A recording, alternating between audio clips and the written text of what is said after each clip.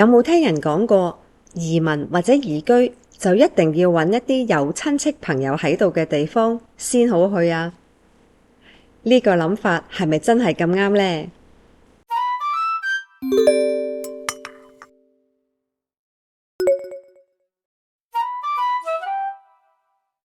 大家好，我係阿 V， 今日我想同大家傾下一個最近喺我身邊發生嘅話題，關於移民移居嘅。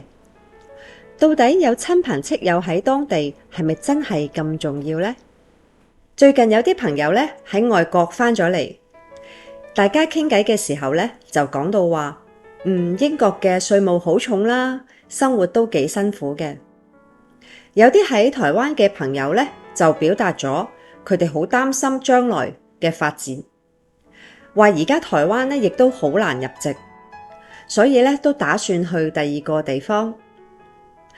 我留意到一個好有趣嘅現象，就係好多人考慮移民嘅時候呢，第一時間會諗嘅就係邊度有親戚朋友喺度。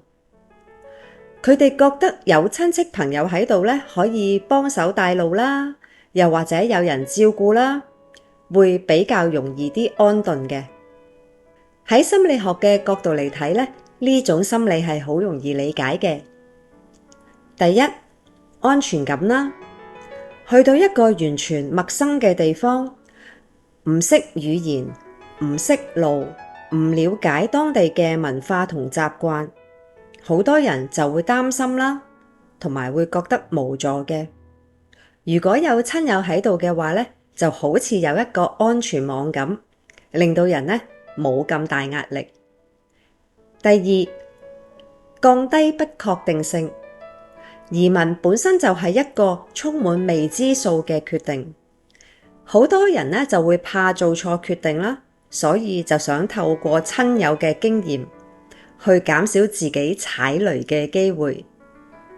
佢哋會諗，有人行先，我跟住佢哋嘅路，咪安全咯。第三，群體歸屬感。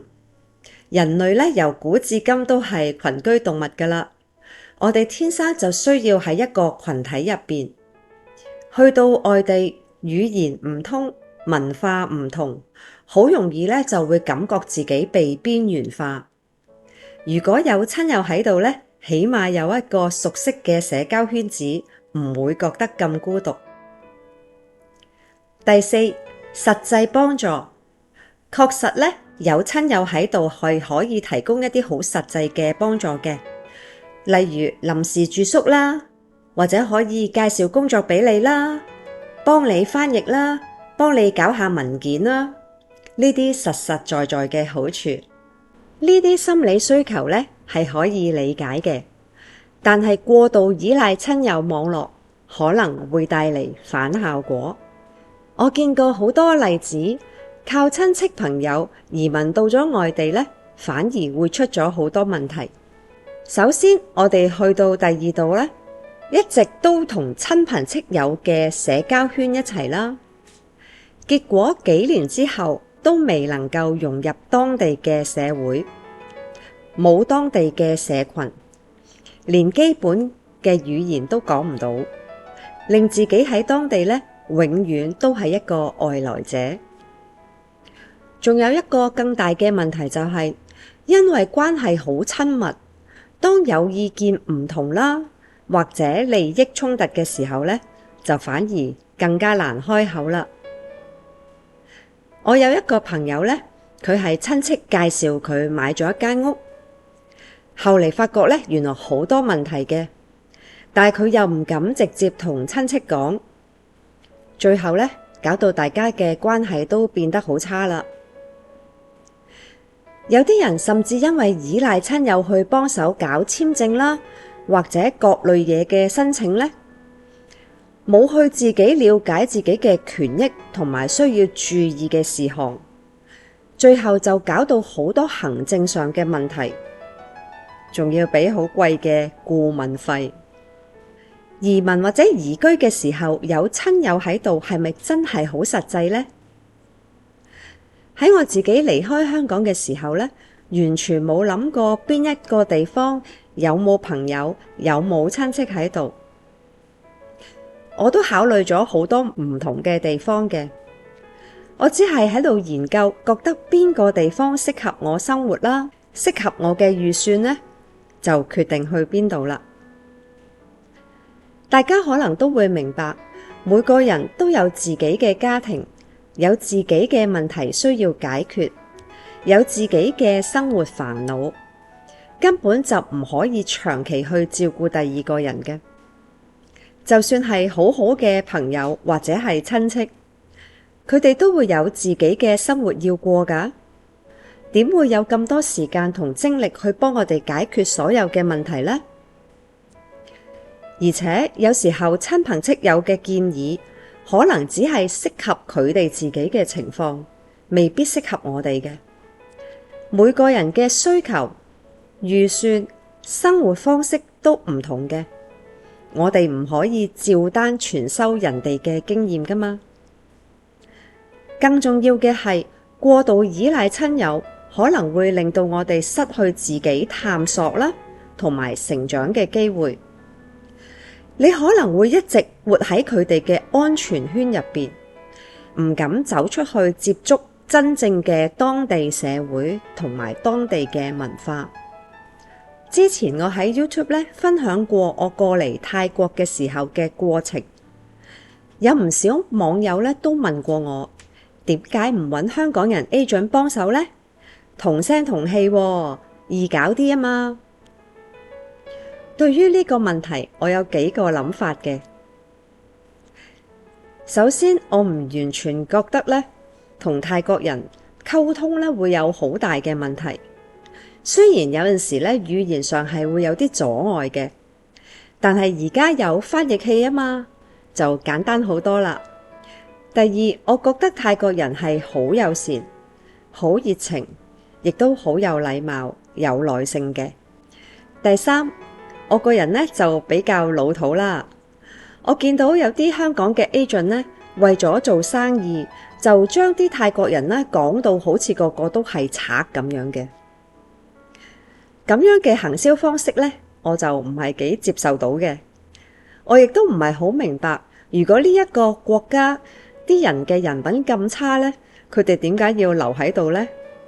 唔通真係因為容易揾食？我聽過有啲香港嘅 agent 講，你唔識泰文，你一定俾人呃㗎。呢句說話唔一定係啱嘅。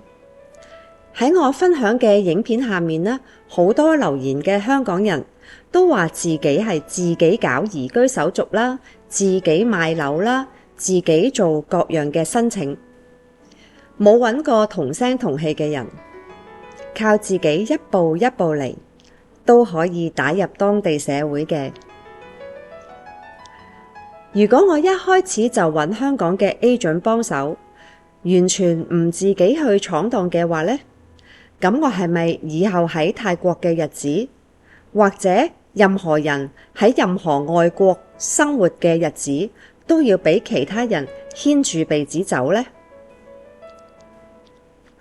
每個人都有能力去適應新環境，去學習新嘅文化、唔同嘅語言。喺移民移居嘅過程中，自己可以去發掘、去學習、去經歷，反而會令到我哋更加容易融入當地嘅生活，更加了解當地嘅文化。一個人喺外面自己闖蕩，反而會逼自己成長得更快。你會被逼去學習新語言啦，了解當地嘅文化啦，建立自己嘅社交圈子啦，呢啲都係非常寶貴嘅經驗。如果一開始淨係依賴親友、同聲同氣嘅人，你可能永遠都冇機會得到呢啲成長。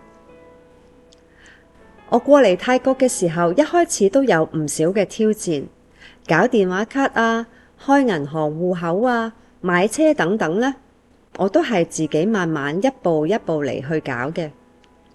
雖然有時會遇到溝通嘅問題嘅，但係我發現好多泰國人都願意幫手，同埋佢哋好有耐性咧，等我去用翻譯器嘅。我覺得最大嘅收穫就係我而家識咗好多唔同國籍嘅朋友，唔單止係泰國人，仲有嚟自世界各地嘅人。如果我當初只係埋喺香港人嘅圈子入邊呢，我就冇可能咁快認識到呢班朋友，亦都冇可能了解到咁多唔同文化背景嘅人，佢哋嘅生活方式。當你真正生活喺一個地方嘅時候，你會建立起自己嘅社交圈子，會識到當地人，或者同樣喺外國嚟嘅朋友。咁樣反而比起一開始就依賴親友網絡，更加健康，更加持久。如果你有考慮移民或者移居，我想同你分享嘅係，唔好淨係諗邊度有親戚朋友，當然有係好嘅，但唔好將呢一個當係決定性因素。更加重要嘅係睇下呢個地方嘅生活方式啦、稅務啦、醫療啦、教育等等，適唔適合你同埋你嘅屋企人。最緊要嘅就係預備好自己去闖蕩，去適應新環境，去學習新文化。希望透過分享我自己嘅經驗，可以鼓勵到大家，移民移居唔係淨係跟住人哋嘅路嚟行，而係會揾到一條適合自己嘅路。冇錯，呢個係一個好大嘅決定嚟㗎，亦都會帶嚟好多未知數。但係同時間，呢啲挑戰亦都可以係我哋成長同埋蛻變嘅機會。好啦，今日嘅分享就嚟到呢度。如果你有移民嘅經歷或者計劃，歡迎喺留言區同我哋分享你嘅睇法啦。多謝你嘅收睇，我會繼續分享我喺泰國嘅生活。我哋下次見啦，拜拜。